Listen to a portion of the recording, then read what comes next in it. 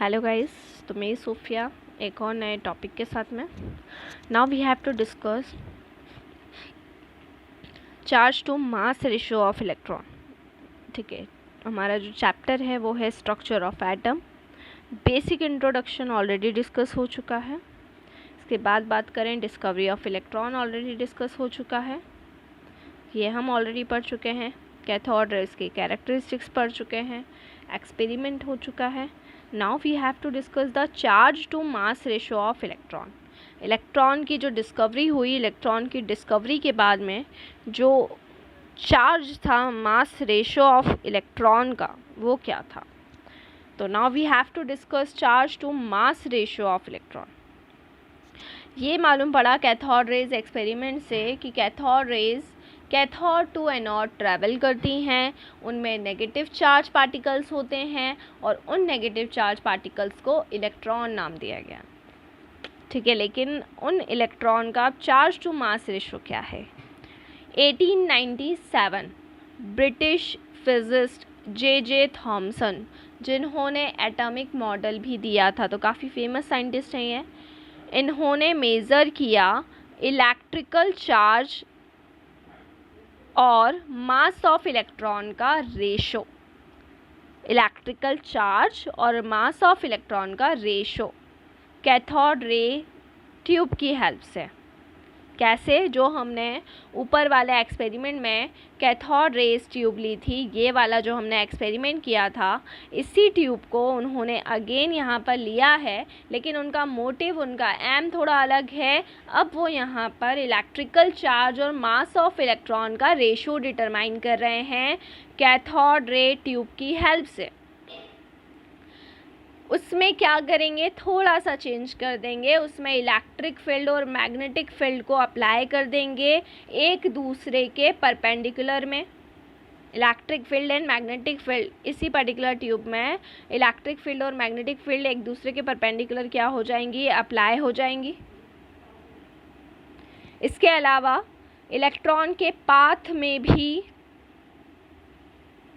रहेंगी वो electric field भी और मैग्नेटिक फील्ड भी, मतलब जो मूवमेंट होगा कैथोड रेज का एनोड रे की तरफ, उस कैथोड रेज में क्या है, नेगेटिव चार्ज पार्टिकल्स हैं जिनको हम इलेक्ट्रॉन्स कह रहे हैं, लेकिन जब वो ट्रैवल करेंगे तो उनके पाथ में इलेक्ट्रिक फील्ड भी है और मैग्नेटिक फील्ड भी है। अगर कंसीडर करिए कि मैग्नेटिक फील्ड नहीं है, केवल इलेक्ट्रिक फील्ड अप्लाई हो रही है,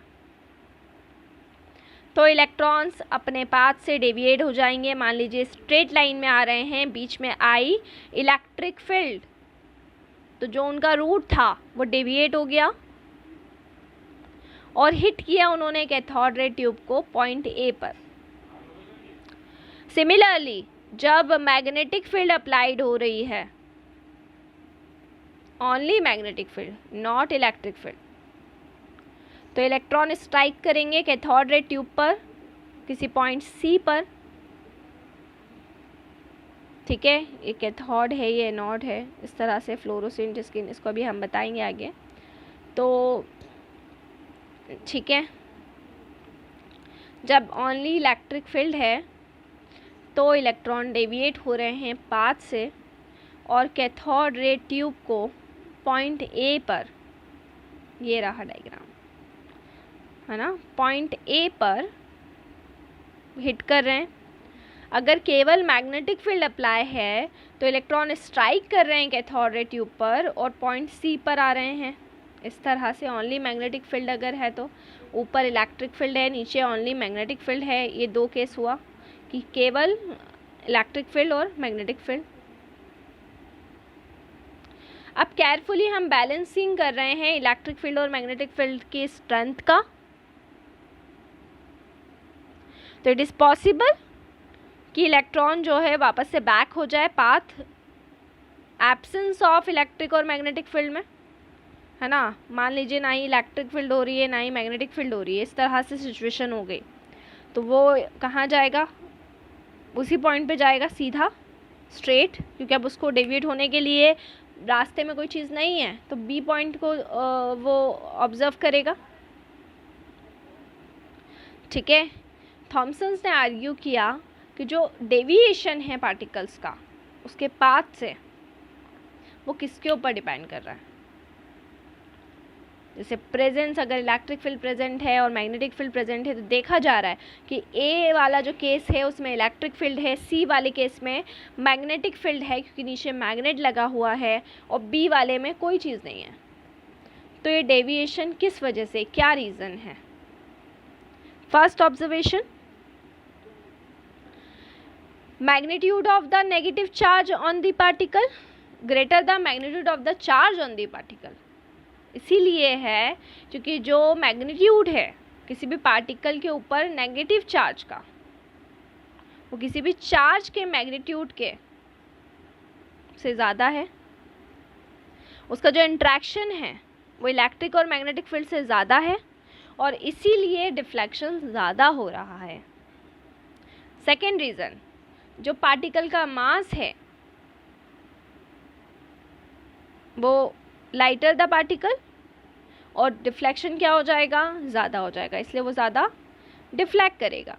तीसरा रीज़न, जो स्ट्रेंथ रहेगी इलेक्ट्रिक फील्ड और मैग्नेटिक फील्ड की, the strength of the electric और मैग्नेटिक फील्ड, ठीक है, जो डिफ्लेक्शन हो रहा है इलेक्ट्रॉन्स का उसके ओरिजिनल पाथ से वो इंक्रीज़ हो जाएगा वोल्टेज को इंक्रीज़ करने पर। जैसे जैसे हम जितना ज़्यादा वोल्टेज देंगे इलेक्ट्रोड के अंदर, डिफ्लेक्शन उतना ज़्यादा क्या होता जाएगा, इंक्रीज़ होता जाएगा, ठीक है, क्योंकि स्ट्रेंथ क्या हो रही है, इंक्रीज़ हो रही है। अब एक्यूरेट मेजरमेंट्स को देखते हुए डिफ्लेक्शन को देखा गया कि कितना डिफ्लेक्ट हो रहा है इलेक्ट्रिक फील्ड में या फिर मैग्नेटिक फील्ड में। तो थॉमसन इन दोनों ऑब्जर्वेशन को देखते हुए, इनके डिफ्लेक्शन के ऑब्जर्वेशन को देखते हुए सक्सेसफुल हुए E/me रेशो निकालने में।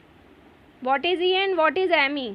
E is electrical charge and m is mass of an electron. तो इन दोनों का जो रेशो है वो इजीली निकल पाया, जिसकी वैल्यू निकली 1.758820 इंटू 10⁻11 कूलम kg इनवर्स, जहाँ पर me क्या है, me is the mass of the electron in kg and E क्या है, magnitude of the charge on the electron in coulomb।